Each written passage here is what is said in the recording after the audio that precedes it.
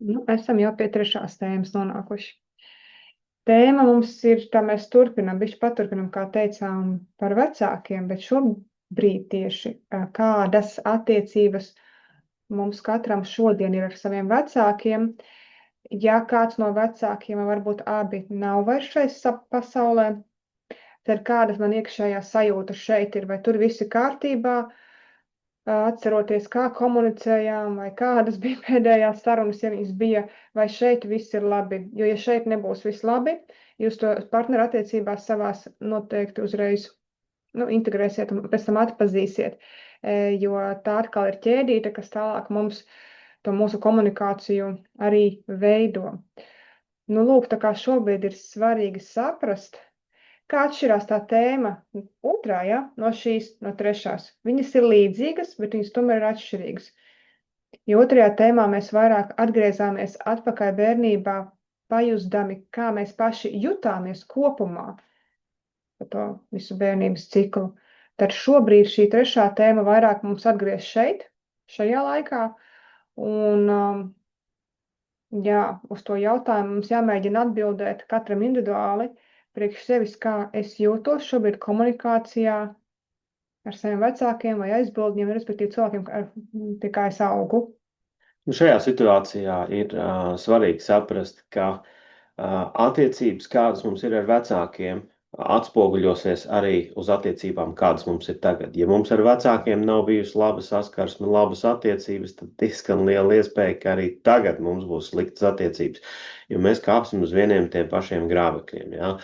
Tīri tā vēsturiski skatoties, ja, kā tas ir, nu, kā daudz to ir jutuši, ja, ka, teiksim, ja ir meitai labas attiecības ar tēti, jā, tad viņi parasti, nu, kā meita mēģinās meklēt kaut ko līdzīgu, jā, jo tēvs taču ir tā kā, nu, paraugs apmēram. Bet, ja sliktas attiecības, tad meklēs pretējo atkal un mēģinās nepieļaut to, kā bija, un atkal uzkāps uz grābekļiem un citām problēmām.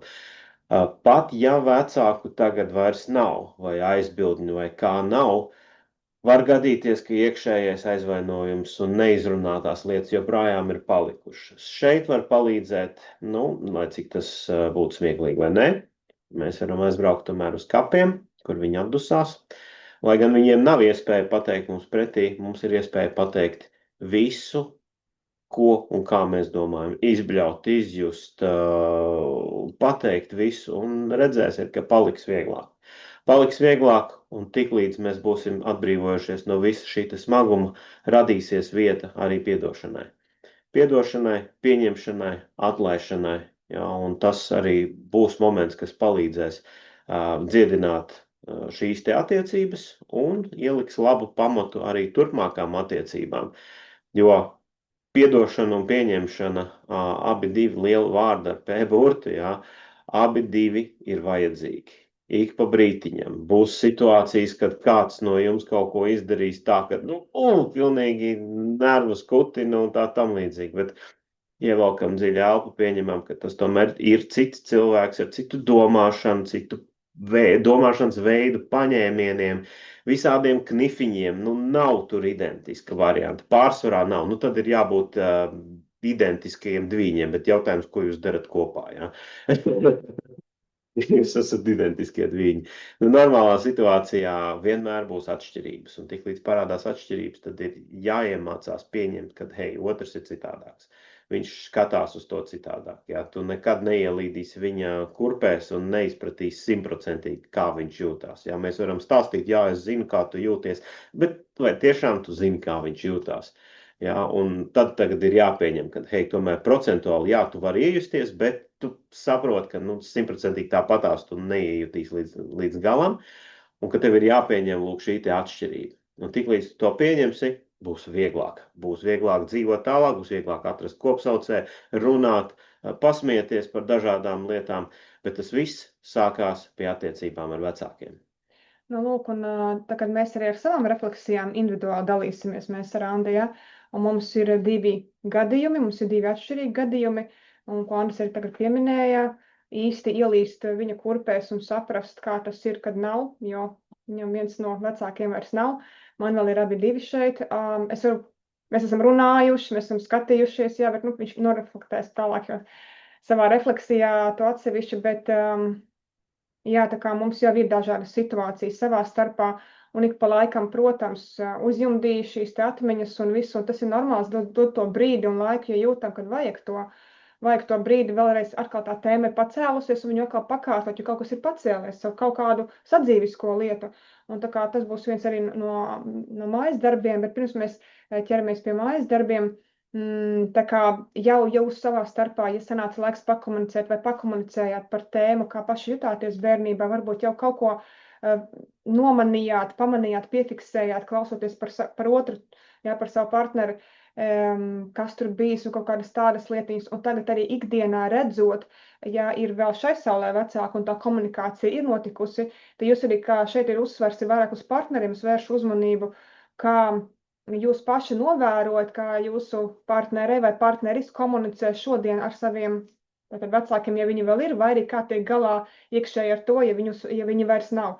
Un te ir tas aicinājums padalīties un kaut kādā brīdī arī nonākt līdz sarunai, Klau, ko tu redzi no malas, kā es, piemēram, savu mammu, tēta komunicē, ko tu redzi tādu, ko varbūt es neredzu, vai tev gribētu man pateikt, jo viens ir tas, kā es tieši, ja, otrs tas, ko Andris varbūt redz manā ikdienā, mums ir bijusi. Kā tas tur varējās, cik tas tēvs tā var svanīt dienā, ja, bet tur es noreflektēšu, kāpēc tas tā ir, kāpēc viņš man vismaz 6-7 reizes dienā zvana, jā, jo tur ir viss samainījies ar mammu un tēta attiecībām, manā dzīvē ir samainījies, kā tas bija agrāk, jā. Un Andris pamanīja, un, protams, ka viņu tas arī skar kā partneri, cik tev reiz tu tos telefoni var izslēgt, tāpēc tu to teici vairs nezvanu, tāpēc, ka jā, bet tam es padalīšos atsevišķi. Ceļš sestdienas rītā kaut kādos 8, kad varētu vēl pagulēt, ir zvans. Oh. Jā, bet tas ir jāņem vērā, un tas nedrīkst skart mūsu arī šo te attiecību laukumu, un ir šīs saucamās robežas, viņas būs jāuzliek, ja viņas kaut kur tā kā, vai tur grib kaut ko dikti tur pamācīt vai norādīt, jā, mēs dzirdam, paldies par padomu, bet mums ir tā sava pasaulī, tad mēs uzliekam robežas, jā, un šī gadījumā es ar savu pieredzes mācos arī likt robežas, kur man tētis iesaistās dzīvē, bet šobrīd tāpēc, ka, tur tā milzīgā vainas sajūta, kas viņam bija pirms tam, kādas mums bija attiecības, un tā viņš mēģina visu to kompensēt. Protams, to var darīt, mēs esam pateicīgi, viņš ļoti daudz mūsu ģimenē palīdz, ļoti, ļoti daudz dažādās sfērās, bet, ir brīdis, ka, ir arī stop, pagājuši, te nē, un viss, un paldies, bet, tālāk nē, jā, un tā kā tas jau ir, kur novēros, tāpēc varbūt jums savā starpā arī ir vērts pacelt augšā, ja jūs jūtat, kur, tur tā mamma, tur tā un šitā vai tos tētis. Bet šī brīdī nedrīkst apvainoties vai kaut kā ļoti personīgi to uzņemt. Vienkārši, tam partnerim ir kaut kā tā informācija jāiznes, jā, viņš kādiem vārdiem un teikumiem māk pateikt, tā arī pateiks, bet tas nav tāpēc, lai aizvainotu ne tavus vecākus, ne tevi pašu, bet tāpēc, lai pateiktu, kas ir novērots, un tad ir tādā brīdī vajag to neutralitāti ieslēgt, un tad acīm redzot, tad, ja otrs ir pateicis, tad varētu būt, ka tas ietekmē kaut kādā veidā tās mūsu arī attiecības, un tieši kā, un tas ir jāpasaka, jā. Un šeit mums tas tiešākā veidā ietekmē, jā, arī, un to mēs ņemam vērā, un visu, un nekādas var zvanīšanās, vai laicīgi sagad, tur tās tēmas vienkārši ir dažādas, jā. Tā kā tam mēs ejam cauri arī. Jau pierasts vairāk reizāk. Bet arī tā nevar pierast, mēs pieņemam, pierodam, jā, bet, jā. Protams, ir tas laiks, viņi arī mūžīgi nebūs vecāki, bet arī ir tēmas, kas nevajag tā kā ciest un pieciest un tā kā pielāgoties. Nē, ir, protams, kur jā, bet ir, kur nē, kur arī mierīgi un tās robežas ir jāuzceļ. Un šis būtu tas ļoti labs brīdis pacelt ārā visu, teiksim, arī turpinot bērnības tēmu no bērnības, jā, tagad pacelt ārā jautājumus, kas joprojām ir palikuši sāpīgi par to, ko kaut kad pateica, kas paliek atmiņā. Jā, es atceros daudzas epizodes, kas man ir joprojām kā rētas palikušas. Un šīs ir tās situācijas un tas moments, kas arī var palīdzēt šīs attiecības uzlabot. Atklāti, nosēžoties, pastāstot, kā tagad tu jūties dēļ šī un izrunājot. Un negaidot atbildi, vai piedod, es tā negribēju, negaidot, jums ir jāsāk pirmajiem. Jā, un arī gan jau, ka vecāki no savas puses noteikti arī, es nedomāju, ka kāds saka, jā, bet paskaties, cik tu tagad labs izaugi, nebūtu es tev tad nopērs ar siks, un tu citādāks tagad būtu, vai ne? Iekšā tev tā ir reāla trauma, ja, kas visu tavu turpmāko dzīvi sāk definēt. Nu, nu jā, Jā, un tad nonākam pie mājas darba. Īstenībā tu jau pateici arī daļu no mājas darba, kā var darīt, protams, jūs skaties pēc saviem laikiem un iespējams nekāds termiņš nav, bet fakts kā tāds, ja jums šobrīd ar vecākiem nav izrunātas lietas, vai jūs nekad tagad, pēdējā laikā neesat pateikuši, kā jūs jūtaties, un tur kaut kas nerīvēs, un jūs jūtat, tā ir kā ir, un it sevišķi tiem, kam vēl tie vecāki ir, un ziniet kā, lai nebūtu tas brīdis, kad, ka viņi gribēju vairs parunāt, un pēkšņi tev vairs nav izvēle. Ja, jo mēs visi domājam, ka rītdiena ir garantēta, ka viņi pienāks. Bet kā visapkārt tas ir, pēkšņi var arī kādam nepienākt. Ja, un tad būs pavēlu. ja gadi, Manā gadījumā tas ir tā bijis. Ja. un, ja gadījumā, tad viens variants, ka jūs arī paši ar vecākiem kaut kad satiekaties un vienkārši, pa vienam tad parunājat ar vienu vai ar otru, kaut kāds tāds dziļāks tēmas, ja jūs vēlaties. Un ziniet kā, bet ja jūtat, ka vecāki arī kaut kam tādam nav gatavi, nevajag to tagad mākties virsū, jūs to varat izdarīt vienkārši pastaigā ar sevi iekšā sirsniņā un vienkārši saslēdzoties ar mammu vai ar tēti, Klau, zini kā, vat man ir tā, vienkārši runājam tā, ja viņi vēl dzīvi. Gribat uzrakstiet uz lapas, uzrakstiet savus sajūtas uz lapas vienkārši, bet vienkārši viņas ir jādabū un ir ārā.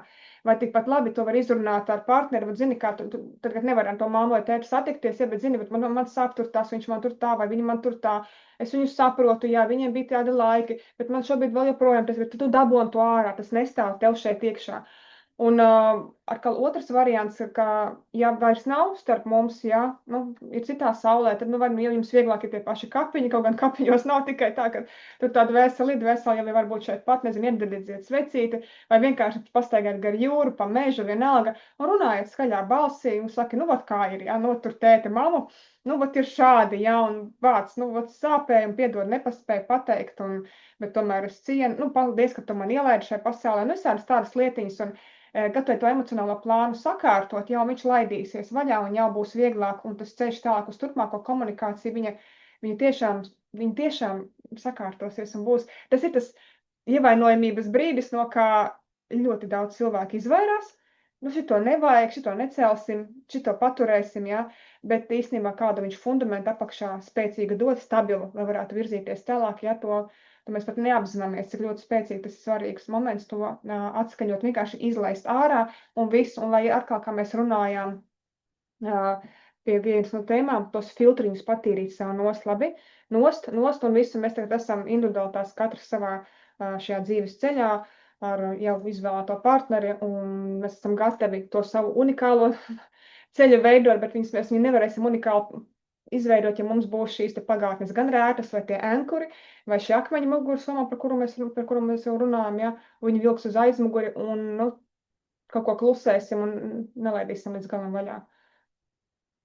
Tā kā jā, šāds ir tas darbiņš, padarboties, kaut ko es gribēju pateikt.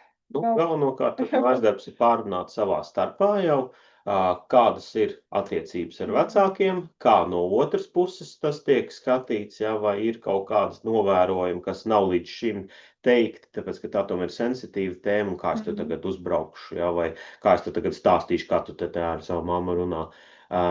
Bez uzbraucieniem, bet pārunāt un vērtīgi, konstruktīvi sataisīt šo te dialogu. Saprast, tad, kādas tad ir tās attiecības tagad. Sākot no bērnības līdz tagadnē, ja savīsies kopā īstenībā ar otro tēmu, bet jūs paliksiet pie sausā atlikuma, ka jūs tagad sapratīsiet, kur jūs stāvat ar saviem vecākiem, jūs sapratīsiet, kas būtu jāizdara, kas būtu jāsaņemās un jāizdara. Jo visai turpmākai tēmai, visai turpmākai runāšanai par pārējām lietām nav nekādas vērtības, ja mēs netiekam ar šo galā. Ja, tad tiekam galā, atbrīvojamies no visa, kas mūs var ierobežot, un tad mēs būsim gatavi jau runāt savā starpā, dalīties ar savām aktuālajām lietām, ar tagadējo partneri, ja, vai iespējams ar nākotnes partneri. Jā, ar to ir jātiek galā. Un varbūt Andris līdz ar to bišķi vēl pakomentēs no vīriešu puses, kā tas ir atvērties šīm te sarunām, jo it kā sievietēm tas dabiski nāk it kā vieglāk un to var atrast, bet, teiksim, vīrietim šobrīd ar visiem darbiem un visu to, kas ir galvā, zin kā, tomēr vīrieši kaut kā tur tās emocijas iekšā vairāk, bet tomēr viņš ir gājis tam cauri, viņš ir arī raudājis manā priekšā, un tas nav nekas tāds vienkārši, tu vari iedvesmot mūsu puišus mīļos, kā ir tiešām. Es domā, man nav jūtu. Tas normāls čalis, jā? No sērijas, jā. Nu, puikas īstenībā ir tā, ka mums ir smagi jāsaņemās, lai varētu kaut ko tādu pateikt. Vīrieši, protams, ir daudz un dažādi, bet lielākā daļa ir audzināta tā, ka emocijas uz ārā teikt nedrīkst, tāpēc, ka tiklīdz tu kādam demonstrē emocijas, tu demonstrē arī vājumu. Bet, ja godīgi, man liekas, ka, ja tu spēj demonstrēt šādas emocijas, spēj demonstrēt empātiju, tas nav vājums, tas tieši otrāk, tu esi stiprāks. Ja? Tieši tāpatās, kā ir vajadzīga zināmā mērā saņemšanās, lai vīrietis uzvilktu rozā kraklu. Vai ne? Kas vēl rozā krakls? Mums ir tumšs, zili, sarkani, melni tikai jau tā tam līdzīgi. Bet rozā krakls, nē, tad jau tev jābūt tur zem krāsēnā karoga apakšā. Nē. Tā ir tikai krāsa, ja? Un tu pats iedod līdzi to piegaršu viņai. Sanāk, tu pats sev uztaisi to, ka, oi, tev ir tur pieder pie tādas un tādas grupas, ja tu velc rozā kraklu. Nē, mēs paši ikdienā īstenībā sev ļoti daudz saliekam dažādas režģus priekšā, kas neļauj mums tālāk iet, neļauj attīstīties. Un tas pats, jā, tā būs saņemšanās, jā, tas būs darbs ar sevi. Tāpēc, ka arī tagad ir situācijas, ka, teiksim, ir kaut kāda neērtā tēma, ko es arī negribu pārrunāt, kas man ir jāsaņemās. Un brīžiem to ir vieglāk izdarīt nevis blakus stāvot, jā, bet momentā, kad tu esi bijis kaut kādas pāris dienas prom, kad tev jau sāk pietrūkt tā otrā puse un iekšēji tas pietiekami sasniedz vienu līmeni, kad ir kritiskā masa un tu saproti tā, ok, es tagad labāk uzrakstīšu šo izziņā. Bet ar izziņām arī esam uzmanīgi. Izziņai, ziņas un viss, kas ir tekstuāli rakstīts, viņam līdzi nenāk emocijas. Un to var ārkārtīgi viegli pārprast. Jūs domājāt vienu, bet otrā pusē var to pārprast citādi. Ja? Lai gan teksts ir viens un tas pats, stāstot klātienē, līdzi nāk intonācija, emocijas, mīmika, viss, kas nāk līdzi, kas palīdz saprast to patieso domu, tekstā ir ļoti viegli pārprast. Tāpēc ir jābūt ļoti uzmanīgiem un jāpiedomā pie katra vārda un jāsaprot, kā tad, protams, ar laiku nākot jau var saprast vairāk vai mazāk, kā tas partneris reaģēs, ja viņš jau jūs pazīst. Bet, jo īsāks tās attiecības, jo grūtāk to var izdarīt. Tieši tāpēc ļoti uzmanīgi jābūt ar to, ko jūs rakstat. Pamēģināt, kaut vai paši priekš sevis no sākuma uzrakstīt, nedodat, uzrakstat. Tas jau būs kaut kas, jūs būsiet papīram pateikuši to, ko jūs jūtat un kā jūs jūtat. Bet, nedrīkst tā to atstāt sevī, tāpēc, ka tas grauzīs jūs visu laiku. Jā, mums ir darbs, mums ir izaicinājumi, jābrauc tur, jāizdara šitais viss. Jānodrošina ģimene, jārūpējās, lai būtu jums virs galvas naudiņa un tur visām, kam ko viņi grib un tā tālāk. Tas viss ikdienā tie zobrati tur griežās, ja, bet tam ir jāatrod arī laiks padalīties. Ja, un tiklīdz jūs to izdarīsiet, būs vieglāk. Tas ir liels darbs ar sevi, tā ir liela saņemšanās. Saprot, ka visus doto brīdi domā, ko viņš tur mold, viss es tieku galā, man viss dzīvē ir super, viss ir skaisti. Bet vai tiešām ir? Ja, jo, ja jau būtu, tad gan jau, ka nebūtu šeit, vai ne? Jā. Viss kārtībā, mēs arī tāpēc ejam, skatāmies, ejam tam visam cauri un arī kā partneris, kurus klausās, nekad neuzskatīs jūs par vājiem, ja jūs sāksiet runāt par šādām tēmām, kas nesat runājuši. Nē, tas sievietes acīs, tu būsi vienkārši, wow! Teiksim, man personīgi, kad Andis verās vaļā, man vienkārši ir, tas ir varoņdarbs, reāli, tas ir varoņdarbs manās acīs, es vienkārši viņš izaug uzreiz, es zinu, kāda augsta. Viņi pamet visu uzreiz. Vienkārši runā vēl, klausos. Vai tās retās reizes, kad īstenībā labi sarunas raisās tad, ja iet pastaigāties. Man personīgi pastaigāties bez mērķa nepatīk, bet ārkārtīgi retās reizēs, kad es zinu, es klausies, varbūt grib aiziet kopā līdz veikalam. Viss tiek pamests, viss ejam, jo pa ceļam var pārunāt par kaut ko. Un tas var palīdzēt, jā. Bet kā tā, mīļie? Labi, darbojamies tālāk, un tā vecāka tēma, tā kustināšana ar šo mums bišķītiņās noslēgsies, jā? Iesim jau tagad citās arī tēmās, bet viņi pilnībā nepazudīs. Viņi šur, tur, kaut kur atkal nāks ārā, bet šobrīd šis te pirmais, ja esat izturējuši ar pirmo posmu tādu, neteiksim, ka viņš ir viegls, jā, bet, kā saka, tam rifam pāri tikuši, lai tagad tam lielajām vilnim pāri tikuši, jā, tad tālāk jau būs Interesanti, jā, arī būs fokus un acis savs jātur vaļā, bet katrā ziņā lieli maleči, ka jūs vispār esat piesēdušies un kaut ko vismaz savā starpā jau atskaņojuši, tā kā cepur nost un paldies, dodamies tālāk.